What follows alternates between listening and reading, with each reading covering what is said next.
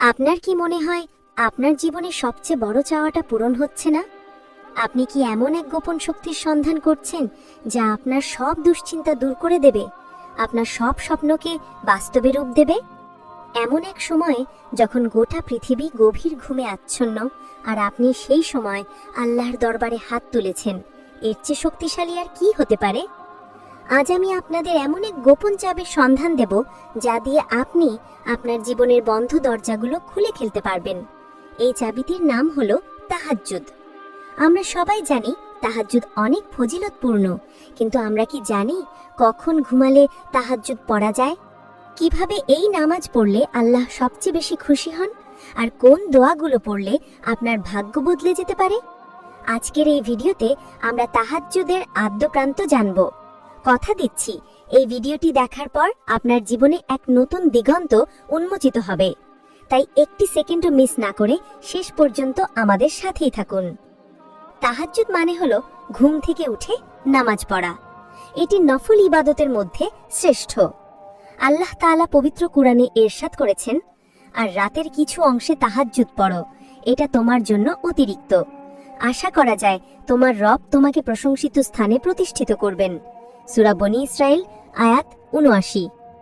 তাহাজ্জুদের সময় শুরু হয় এশার নামাজের পর থেকে সুবহে সাদিক বা ফজরের ওয়াক্ত শুরু হওয়ার আগ পর্যন্ত। কিন্তু শ্রেষ্ঠ সময় কোনটি?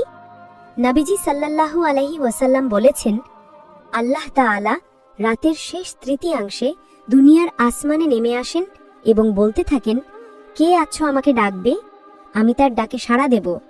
কে আছো আমার কাছে চাইবে, আমি তাকে দান করব। কে আছো আমার কাছে ক্ষমা চাইবে, আমি তাকে ক্ষমা করে দেব। কখন ঘুমালে তাহাজ্জুদ পড়া যায়? এই প্রশ্নের উত্তর খুবই সহজ। তাহাজ্জুদ পড়ার জন্য আপনাকে অবশ্যই একটু হলেও ঘুমাতে হবে। আপনি যদি এশার পরে একটু ঘুমিয়ে ওঠেন, তবেই আপনি তাহাজ্জুদের সওয়াব পাবেন। সহজ হিসাব, রাতের শেষ তৃতীয়াংশ হলো তাহাজ্জুদের শ্রেষ্ঠ সময়। যদি রাত 10টায় শুরু হয়ে ভোর 4টায় শেষ হয়, 6 ঘন্টা, তবে শেষ 2 ঘন্টা অর্থাৎ রাত 2টা থেকে ভোর 4টা হলো শ্রেষ্ঠ সময়। তাই আপনি যদি রাত 11টা বা 12টার মধ্যে ঘুমিয়ে পড়েন এবং 2টো বা 3টের দিকে উঠতে পারেন, তবে আপনি সহজেই এই বরকতময় সময়টি ধরতে পারবেন। তাহাজ্জুদের নামাজ কিভাবে পড়তে হয় তা নিয়ে অনেকের মনেই প্রশ্ন থাকে। আসুন আমরা ধাপে ধাপে জেনে নিই। 1.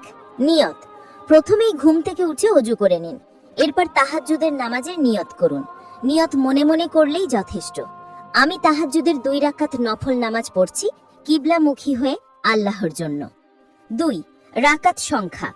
তাহাজ্জুদের সর্বনিম্ন রাকাত সংখ্যা হলো 2 রাকাত, আর সর্বোচ্চ রাকাত সংখ্যা হলো 8 রাকাত। নবীজি সাধারণত 8 রাকাতই পড়তেন। আপনি আপনার সামর্থ্য অনুযায়ী 2, 4, 6 বা 8 রাকাত পড়তে পারেন। 3. পড়ার নিয়ম। এটি অন্যান্য নফল নামাজের মতোই 2 রাকাত করে পড়তে হয়। প্রতি 2 রাকাত শেষে সালাম ফেরাতে হয়।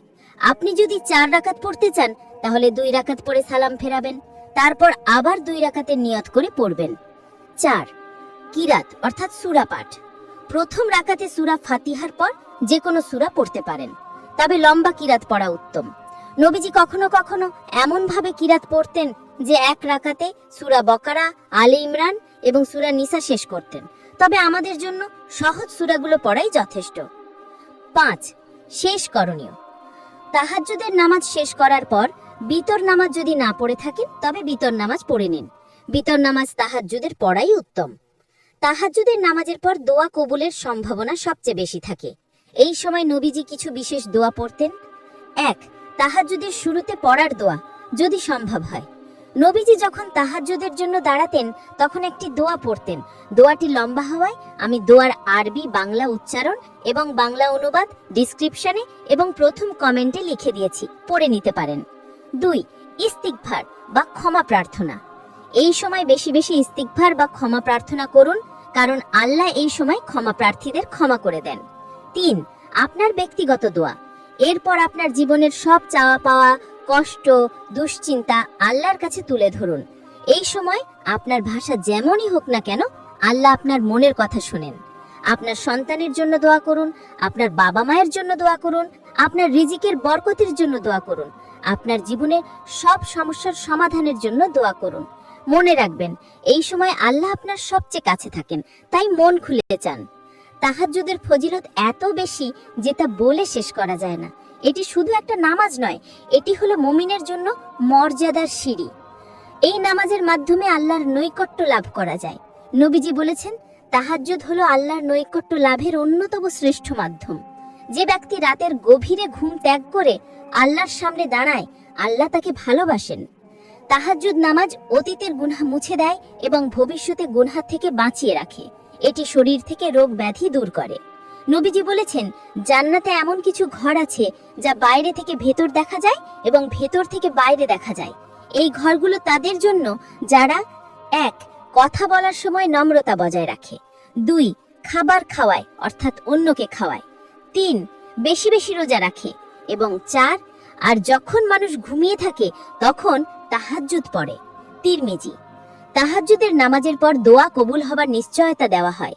এই সময় আল্লাহ নিজেই ডেকে ডেকে বান্দার প্রয়োজন পূরণ করেন। তাই আপনার যে কোনো বৈধ চাওয়া এই সময় আল্লাহর কাছে পেশ করুন। যারা নিয়মিত তাহাজ্জুদ পড়েন তাদের মন হয় শান্ত, স্থির এবং তারা আল্লাহর উপর পূর্ণ ভরসা রাখতে পারেন। জীবনের কঠিন পরিস্থিতিতেও তারা ভেঙে পড়েন না। তাহাজ্জুদকে আপনার জীবনের অভ্যেসে পরিণত করার জন্য একটি আকর্ষণীয় তথ্য দিচ্ছি। আপনি কি জানেন, তাহাজ্জুদ হলো সেই ইবাদত যা নবী রাসূলদের অভ্যাস ছিল। এমনকি আমাদের প্রিয় নবীর পায়ের পাতা তাহাজ্জুদ পড়তে পড়তে ফুলে যেত। সাহাবায়ে কেরামও এই নামাজকে নিজেদের জীবনের অংশ করে নিয়েছিলেন। তাহলে আপনি কিভাবে শুরু করবেন? ছোট্ট করে শুরু করুন। প্রথমে সপ্তাহে 1 বা 2 দিন তাহাজ্জুদ পড়ুন। অ্যালার্ম সেট করুন। ফজরের 20-30 মিনিট আগে অ্যালার্ম সেট করুন। দৃঢ় সংকল্প।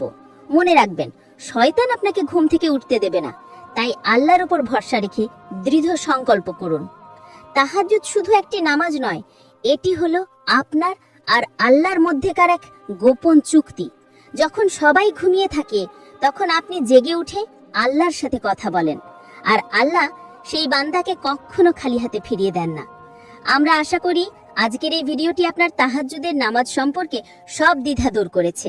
যদি ভিডিওটি ভালো লেগে থাকে তাহলে অবশ্যই একটি লাইক দিন। আপনার বন্ধু বান্ধব ও পরিবারের সাথে শেয়ার করুন, যাতে তারাও এই বরকতময় ইবাদতের অংশীদার হতে পারেন। আর কমেন্ট করে জানান আপনি আজ রাত থেকে তাহাজ্জুদ শুরু করছেন কিনা।